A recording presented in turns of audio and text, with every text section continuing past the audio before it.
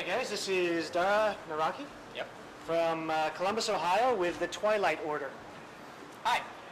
Hello. My project is a Twilight Order, and basically it is urban magic with a multicultural cast and punk sensibilities. The story involves a diseased city. Oh, sorry. The story involves a diseased city that's feeding upon its own less fortunate, and it's actually saved by this loose-knit mystical order that's made up of society's cast-offs and also the lowest disenfranchised. The Twilight Order itself is ageless, it's global, but it doesn't have a headquarters, it's very loose-knit, it has no government backing, it's just basically essentially grassroots mysticism. And their mission is very simple, it's to protect the world from wild magic, supernatural events. And they basically do it because they're the only ones that have the skills to do it, and it's the right thing to do. The story itself takes place in Chicago.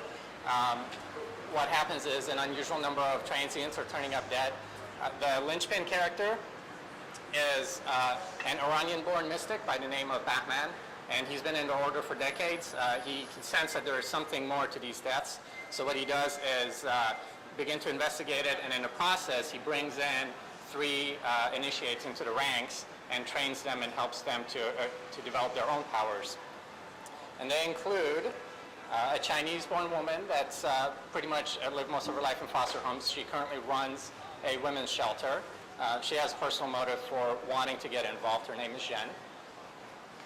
There is Owali. He is a Somali refugee, basically working menial jobs trying to support his ailing parents. Again, a personal motive for getting involved. And Alice, who is a street kid, just trying to survive day to day on the streets, also trying to come to terms with her sexual orientation in an environment that's not very supportive or understanding. And through the help of the other order members, they trace the cause of these deaths to an ancient spirit that's basically a cancer on the city, and it's known as a dark well. And what it does is it feeds upon the desperation, the loneliness, the isolation that a lot of these fringe people in the city can feel, and it nourishes its hunger basically off of that and gains power. So that's the Twilight Order, and I'd like to pass out a couple of handouts, which is basically your invitation to the order.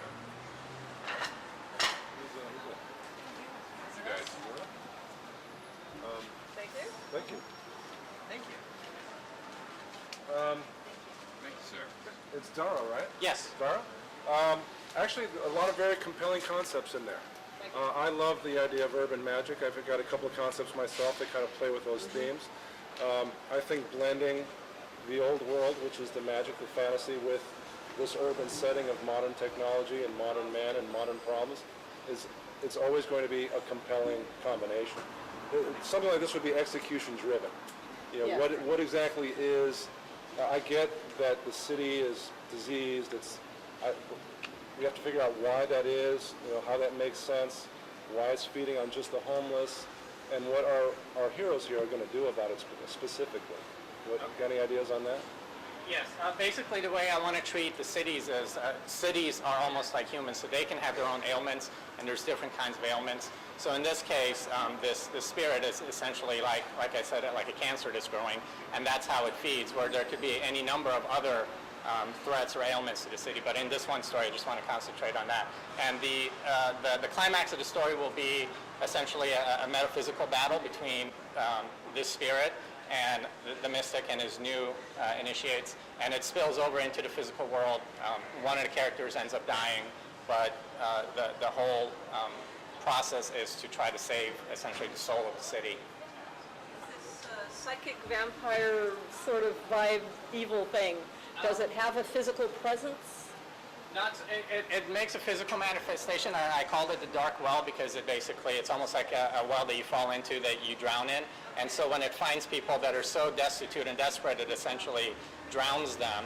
So any kind of physical manifestations would be sort of water-based, but there's not like a person or anything like that. No. It attracts them to feed off the energy it's looking for, Yes. the negative energy. Yes. Okay, thank you. Dara, I want to like this, but I can't. Am I just dense? I'm just not getting this. I'm a little bit lost. Are you guys lost? You're just dense. Wrong answer, dude. You asked. All right. Okay. All right. I left myself open for it. Who do you feel? Who reads this?